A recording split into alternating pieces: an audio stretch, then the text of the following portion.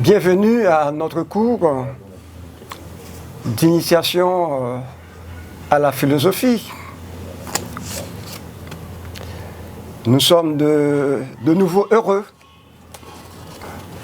de vous accueillir ou de vous recevoir à ce cours, à cet espace d'enseignement. Un petit rappel, c'est l'accent que le ministère de l'Éducation nationale et de la formation professionnelle met sur l'argumentation. En effet, le ministère souhaite que les élèves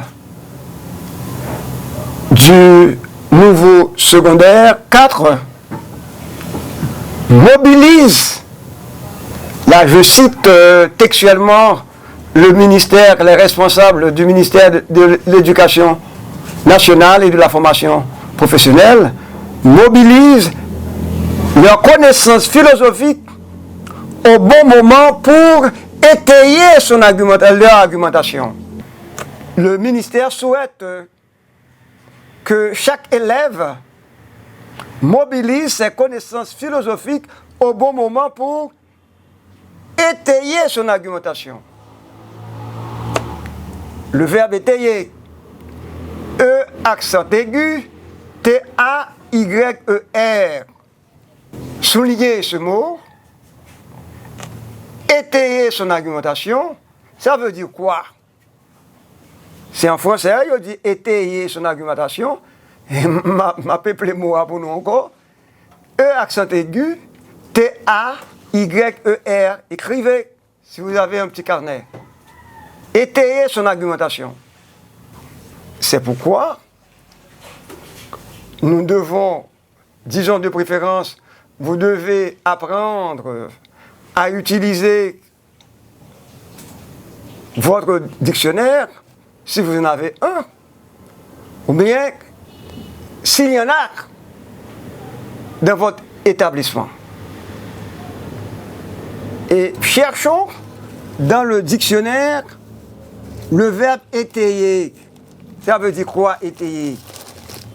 J'ai avec moi mon dictionnaire et je lis pour vous. Étayer, appuyer, soutenir. Quand on parle d'étayer,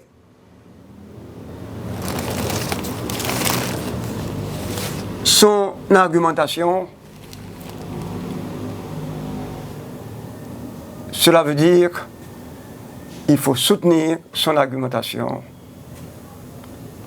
si on veut appuyer son argumentation. T'es qu'un sujet d'examen, il écrit étayer son argumentation. Étayer sa thèse. N'oubliez pas, nous avions parlé de thèse la fois dernière. La position, le point de vue.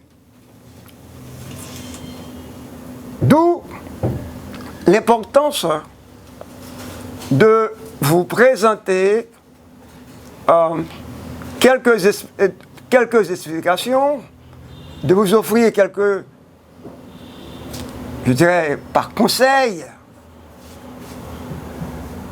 quelques éléments de compréhension de ce qu'on appelle argumentation. Ça veut dire quoi? Vous voyez pourquoi nous insistons sur l'argumentation. Allons au cœur du cours d'aujourd'hui.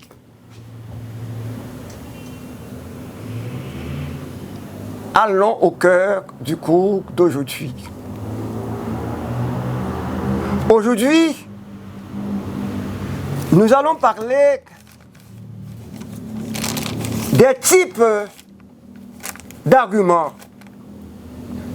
Nous allons vous présenter une typologie des arguments. une précision. Il y a plusieurs auteurs qui ont écrit sur la typologie des arguments. Plusieurs auteurs présentent des typologies, des types d'arguments. Aujourd'hui, nous n'aurons pas le temps de vous présenter tous les types d'arguments. Il y en a beaucoup, et ça dépend des auteurs. Nous allons privilégier quelques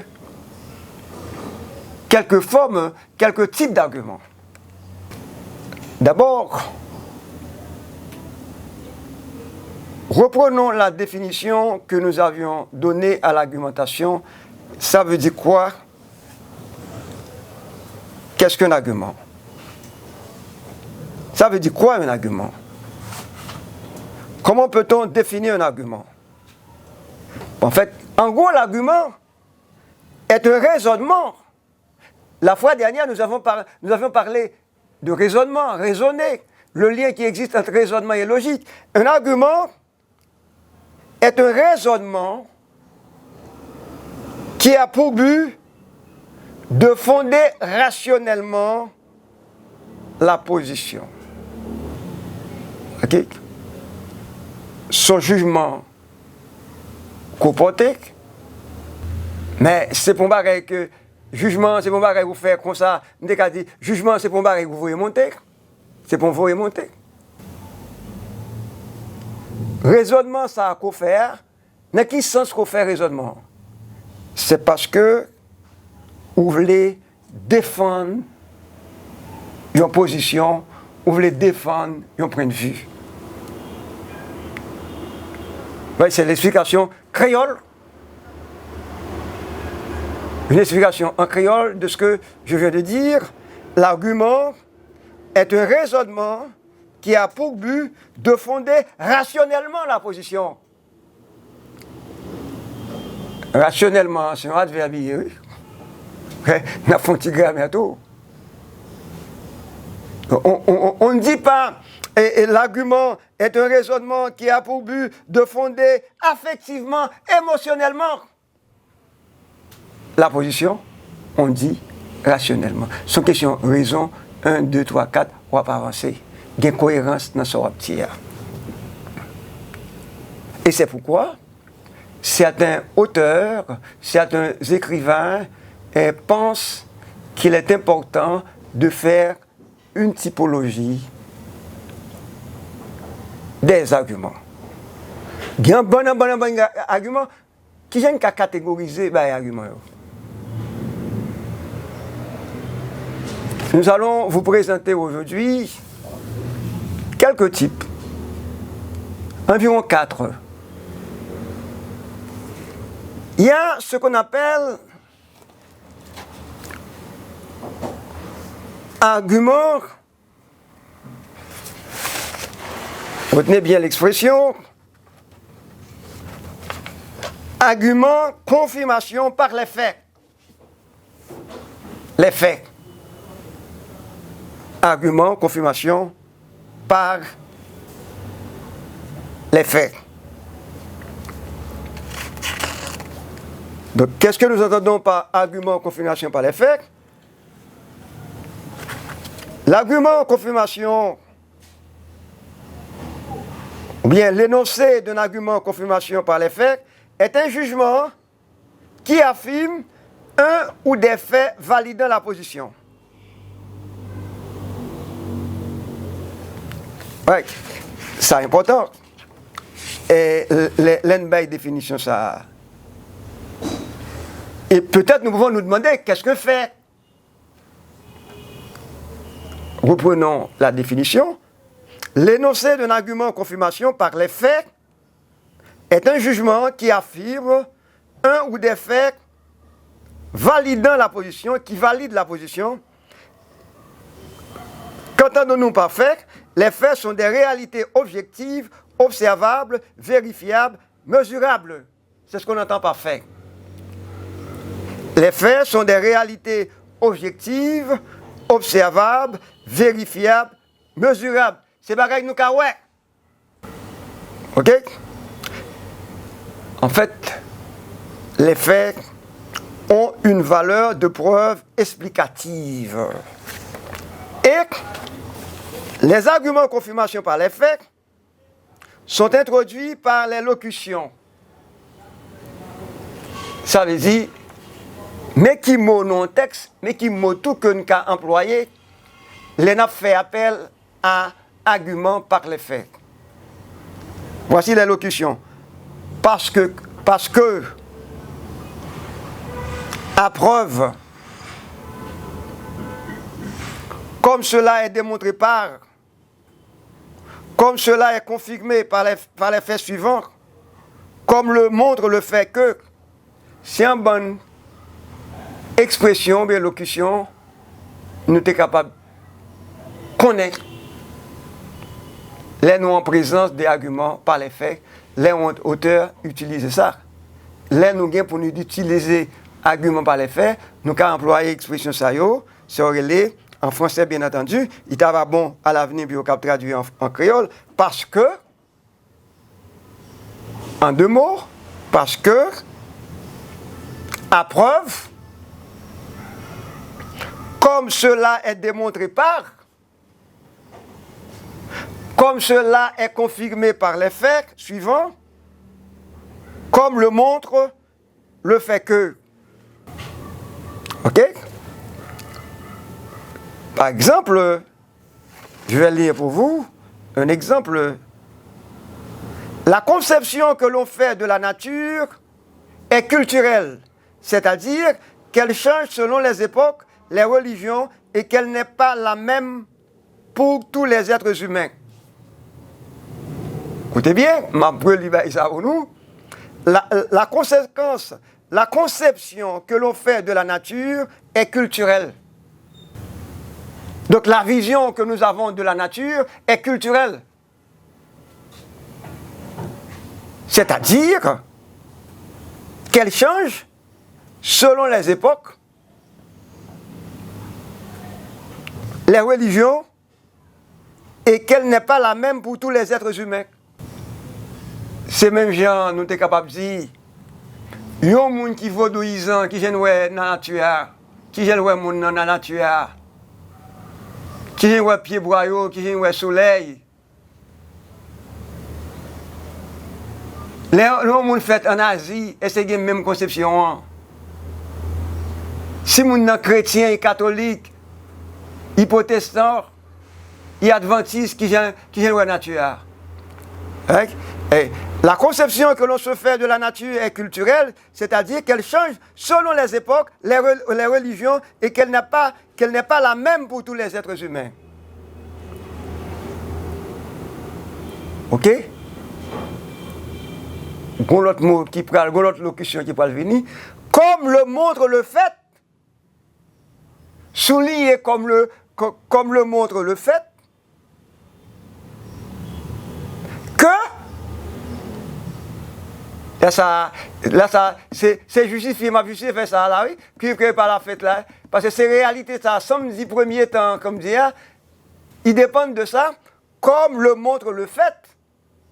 C'est pour ça que nous doit aller argumentation par les faits, comme le fait que les primitifs la considèrent, là, remplace nature. Les primitifs la considèrent comme une mère sacrée. Ça veut dire, ou pas dans couper bois, pas dans gambon bagon, pas fait comme une mère sacrée. Les orientaux, mon asiatique, comme un tout dont ils font eux-mêmes partie. Nature dans l'homme, l'homme dans nature. Sont tous, par un côté ou bien l'homme, un côté nature. Ils tous font ensemble. Et les Occidentaux, comme une chose qu'il faut maîtriser et comprendre. Ça veut dire que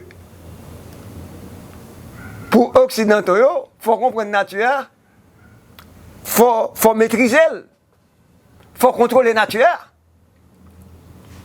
C'est à partir de vision, ça va avoir une science occidentale là, oui.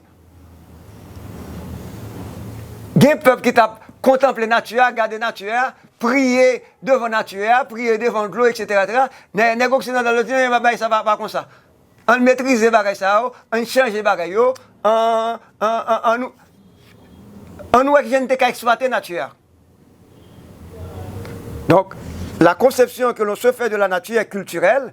Le mot culturel est important.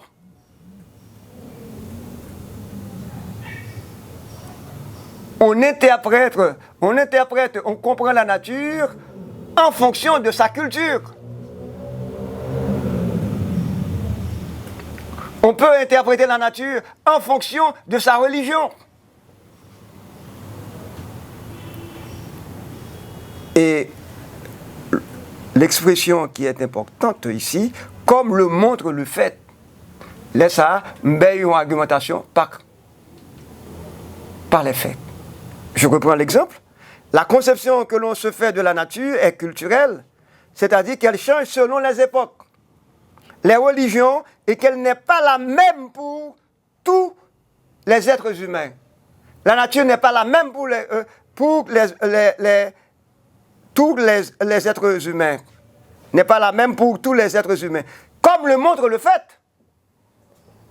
Là, cette expression, l'élocution, il faut toujours tenir compte des locutions, comme le montre le fait que les primitifs la considèrent comme une mère sacrée, les orientaux comme un tout dont ils font eux-mêmes partie, et les occidentaux comme une chose qu'il faut maîtriser et comprendre. Bref, c'est un premier type d'argument. Maintenant, un deuxième type que nous appelons argument condition réalisable. Argument de condition réalisable. Argument de condition réalisable. Ça veut dire quoi? Et si vous voulez, je vais partir d'un exemple pour vous expliquer ce type d'argument. Qu'est-ce que ça peut bien vouloir dire? Nous voulons bien vous proposer un exemple éloquent. La technique moderne est profitable à l'être humain parce qu'elle lui permet de se libérer des travaux sans intérêt ou trop pénibles. Nous répétons, la technique moderne parce qu'il lui permet de se libérer des conditions matérielles de vie. L'argument condition réalisable est un jugement qui formule la condition qui rendrait possible la réalisation de ce qu'énonce la position. Argument condition réalisable. Mais qu'est-ce que nous entendons par condition? Nous entendons par condition tout phénomène ou événement sans lequel un autre phénomène ou un autre phénomène appelé conséquence ne se produirait. Nous entendons par condition tout phénomène ou événement sans lequel un autre phénomène ou un autre événement appelé conséquence ne se produirait. Et donnons un autre exemple. Sans lumière, les plantes ne peuvent pousser. La lumière est une condition nécessaire, obligatoire, pour obtenir la pousse des plantes. Vous voyez pourquoi on parle de argument condition réalisable. Donc on a un type d'argument du type de condition qui entraîne une cause déterminante. Qu'est-ce que ça veut dire? Sans lumière, les plantes ne peuvent pousser. C'est cette condition qui va nous permettre d'obtenir la pousse des plantes. Si vous voulez, la lumière ici est une condition nécessaire pour que poussent les plantes. Nous parlons d'argument condition réalisable. Il y a un autre argument que nous appelons argument norme générale. Norme générale. Là, nous sommes au niveau des valeurs. L'énoncé d'un argument norme générale est un jugement qui énonce une règle, une obligation, un idéal moral duquel on se réclame pour justifier la prescription qui est formulée dans la position. Oui, là, on parle argument norme générale. Argument norme générale. Et nous pouvons prendre cet exemple, norme générale. Vous pouvez formuler quelques normes générales. Et là, je cherche pour vous un exemple pertinent. L'obligation morale de s'opposer à l'imposition de frais d'entrée ou bien de frais de scolarité au lycée découle de l'obligation morale de respecter le droit à l'éducation pour tous. Je reprends. L'obligation morale de respecter, l'obligation morale de s'opposer à l'imposition des frais de scolarité dans les lycées. Ça, c'est la position. L'obligation de s'opposer à l'imposition de frais de scolarité dans les lycées découle, ou si vous voulez, est régie par l'obligation morale de respecter le droit à l'éducation pour tous. Argument, c'est l'obligation morale de respecter le droit à l'éducation. Et cette obligation morale de respecter le droit à l'éducation pour tous implique, régit, rejette l'obligation d'accepter l'imposition de frais de scolarité dans les lycées.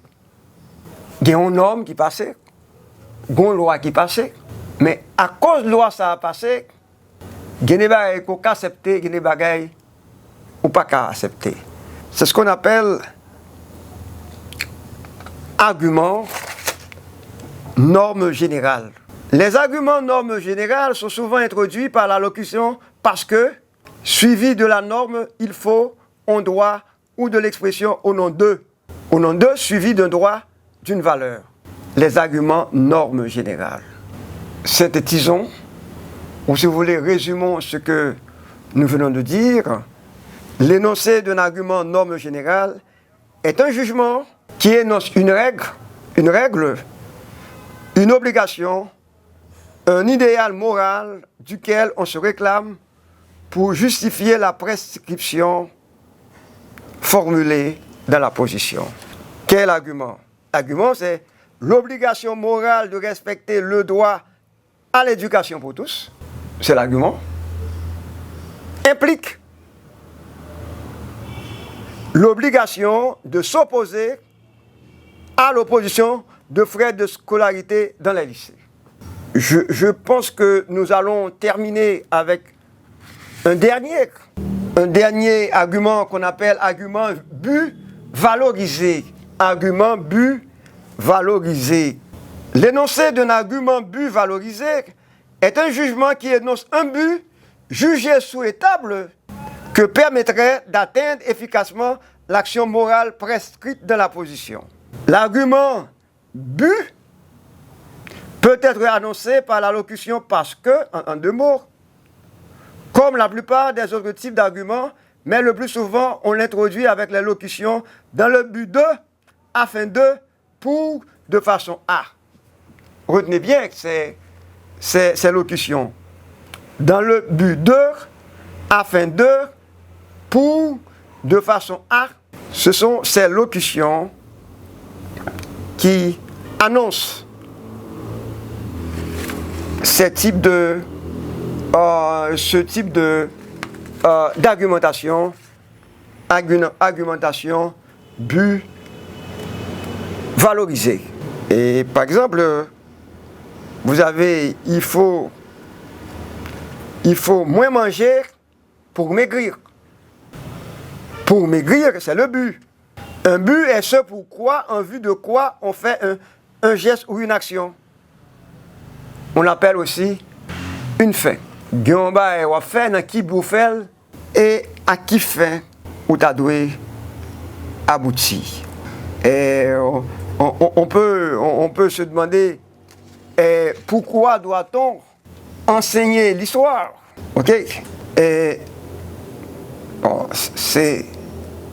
on peut se demander parfois, est-ce que le but est moral ou bien immoral? Donc, je pense que ces types d'arguments peuvent vous aider dans vos dissertations, peuvent vous aider dans vos écrits.